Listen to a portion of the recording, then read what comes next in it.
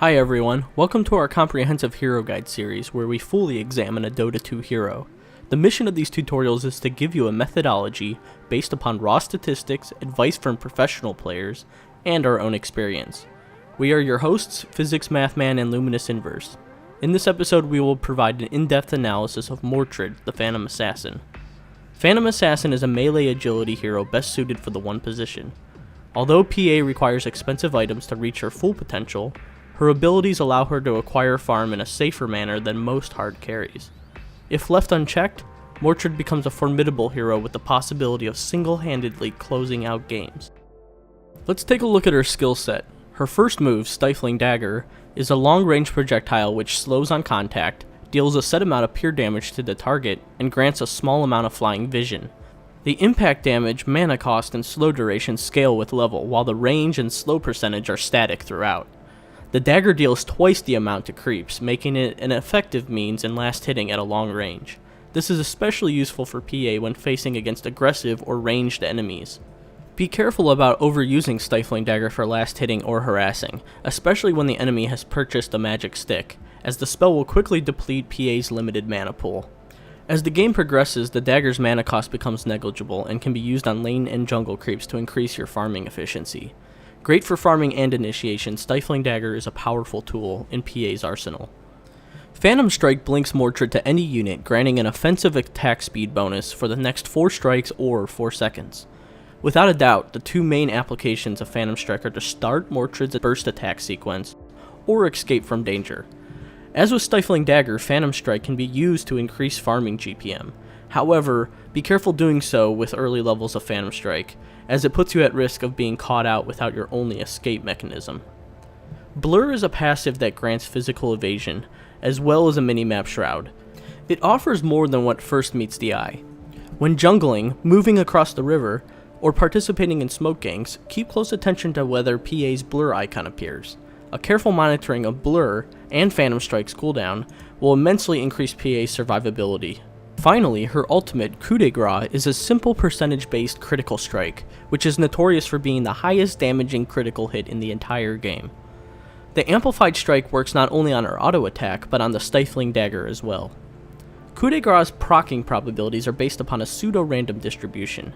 This means that if you have struck or thrown a dagger several times without a Coup de Grace event, you are much more likely to do so on the next attempt.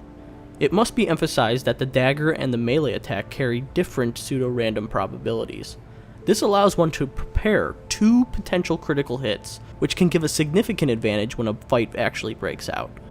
Currently, all popular ability progressions rush to maximize Stifling Dagger by level 7. However, after this, there are 2 schools of thought on how to proceed. The reason Dagger is maxed first is because it is PA's best laning, last hitting, and killing spell. Scaling-wise, Stifling Dagger is also much better. Both Phantom Strike and Blur each deserve a value point by level 4 because each skill offers a large part of their utility with only 1 skill point. Together, they serve defensively as a means of surviving ganks and offensively as a way to dive under towers for a kill. From level 8 and beyond, the most popular public build differs from what this guide and most professional players suggest. It is recommended to maximize Blur by level 10, in contrast to what a majority of PA players do, which is to prioritize Phantom Strike. Why though? Higher levels in Blur give Phantom Assassin the best survivability, which is more important earlier on in the match.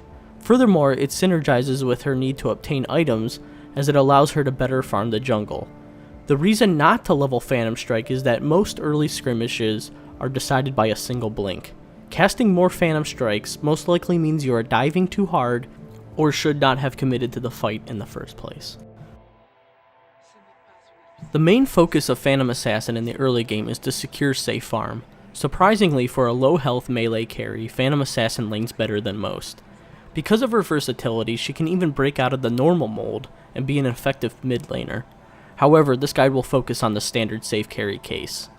Starting item-wise, a healthy mixture of regen and raw stats should be purchased, as sustaining yourself in lane is priority. Tremendous survivability is obtained when a stout shield is purchased in conjunction with an early level in Blur, especially against ranged or aggressive enemies. PA greatly benefits from incremental items which are purchasable at the side shop, such as Power Treads and Helm of the Dominator. Completing these can allow you to become a killing threat, even as early as level 4, and especially when accompanied by an ally with a disable. By the time you have obtained level 6, it could be wise to spam your Stifling Dagger or use an occasional offensive Phantom Strike at the enemy offlaner. Eventually a critical hit will proc, severely damaging your foe. Regardless of whether or not this results in a kill, it will instill some apprehension in the enemy offlaner, which ultimately leads to better farm. In general, Phantom Assassin's role in the mid-game is determined by her item and skill progressions. The first portion of the mid-game guide will cover the professional build with a 4-1-4 sequence, and a more passive farming style. Having maxed blur early, your survivability is unusually high. Use this and the fact that your blur is both a mini-map shroud and ganking detector to clear creepways which have went fairly deep into the enemy territory. When farming the lane is not a good option, obtain golden experience via the jungle, and make sure to wisely use Phantom Strike and Stifling Dagger whenever possible. Additionally, after the Helm of the Dominator becomes part of your inventory, you can use a controlled jungle creep to regularly stack the Ancient Camp. Stacking Ancients pays huge dividends after a Battle Fury is obtained. It must be re-emphasized that during the flash farm mid-game, a good Phantom Assassin will incessantly monitor the minimap in order to tell when an enemy gank is on the way. A final note is to always have a teleport handy to join near tower teamfights, because even when playing a passively farming PA, your innate burst damage can be enough to pick off a straggling hero or two. The second ability pathway, the 4-4-1 build, dictates a hyper-aggressive mid-game and is best suited when paired with disable-heavy allies. The key idea is that if an enemy is stunned or slowed, Mortred is able to complete the assault. Thus the farm you are missing by fighting is obtained via opponent kills, early towers, and even an early Roshan. This aggressive style of PA requires her to participate with the team, so encourage your allies to purchase mid-game items, which both synergize with her high physical output, and cover her weaknesses. It becomes very important to prep coup de grace on both the physical and Stifling Dagger attacks when using this method. The reason for placing such a high value on Phantom Assassin's farm becomes apparent as soon as she begins attaining a few late game items. With the proper gear, she begins to divvy out insane amounts of damage, and becomes increasingly difficult to kill. Phantom Assassin will most likely deal the highest amount of damage in any game if she is properly farmed and geared. Combining the high attack speed of Phantom Strike and raw damage items such as the Abyssal Blade, almost any hero will die within seconds of focus. Although you might think that Mortred is unstoppable at this point, there are several late game counters that you must be wary of. The prime examples are opponents which have purchased Monkey King Bar or Scythe of Ice. If you spot either of these items, understand that teamfights will be decided very quickly. Either you will burst them down, or Phantom Assassin will be quickly killed. The core item choices of any hero should press their innate advantages and mitigate their inherent weaknesses. For Phantom Assassin, the items you should go for should either increase your raw damage output or improve your survivability. Almost always start by upgrading your boots into power treads, as the items synergize with her strength and cover her weaknesses.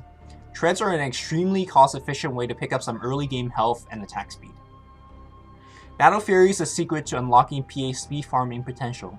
The item consists of 4 incremental pieces, all of which benefit PA's early game to mid game transition. Pick up the component that makes sense with the game. For example, if you're having a rough lane, pick up the Ring of Health, or if you need more damage, then pick up either the Claymore or the Broadsword. Once you complete the Battle Fury, you should be able to start taking jungle camps very quickly. One downside of Battle Fury is that it doesn't grant any extra survivability to PA.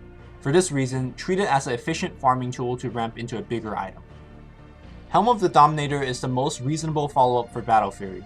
While offering a small boost to damage and armor along with the mean of stacking ancient creeps, the lifesteal works harmoniously with PA's massive melee damage output. Equipped with this and a damage dealing item, PA could easily solo Roshan in less than 30 seconds.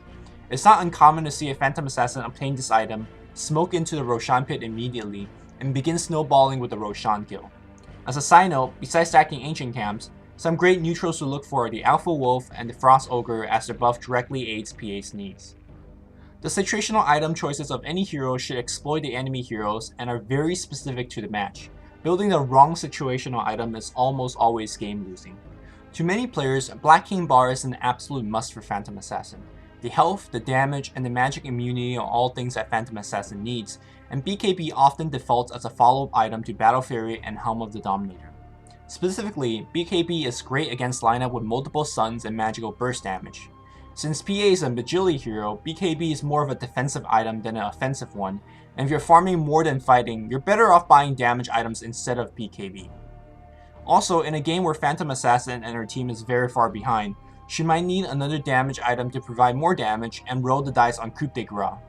BKB is still an awesome item for Phantom Assassin, but it's definitely a situational buy based on the game state and the enemy lineup. Skull Basher and the upgraded Abyssal Blade is a purchase if PA is in the market for some damage and lockdown. Against heroes with escape mechanism or magic immunity, the Basher gives PA the killing potential she previously didn't have. An upgraded Abyssal Blade as a late game luxury is the second highest raw plus damage item behind Divine Rapier. The drawback of these two items are the lack of defensive stats, making Mortred more of a glass cannon. Manta Style has strong synergies with Phantom Assassin's skill set. After using Stifling Dagger and Phantom Strike, spawning illusions that could also proc Coup de Grace could increase PA's burst power even more. Defensively, the extra stats and the ability to dodge certain projectile spells is invaluable. However, the biggest reason to purchase the item is its awesome farming and split pushing potential.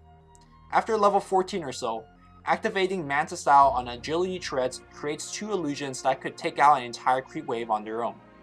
Furthermore, the illusions also receive the blur passive. This means they could be micro to detect incoming enemy ganks within 1600 range.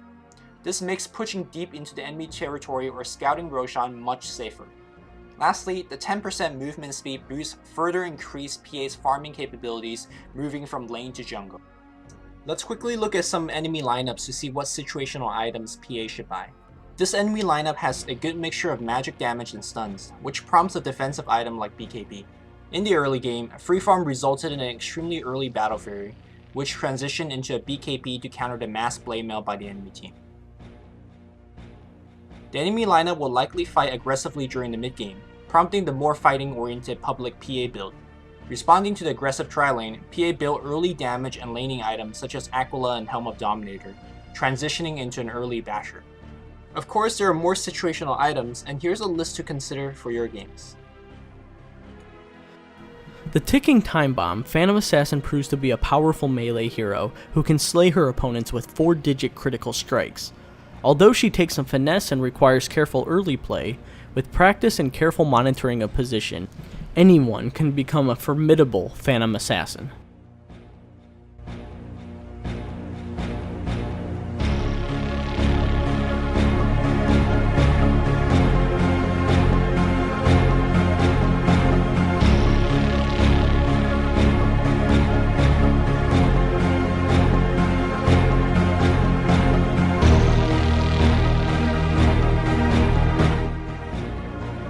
Hey guys, thanks for watching our hero guide on Phantom Assassin. Our next guide will be on Faceless Void, and of course we're making videos every Monday, Wednesday, and Friday, so if you'd like to see more of this, please subscribe and support us. Thank you.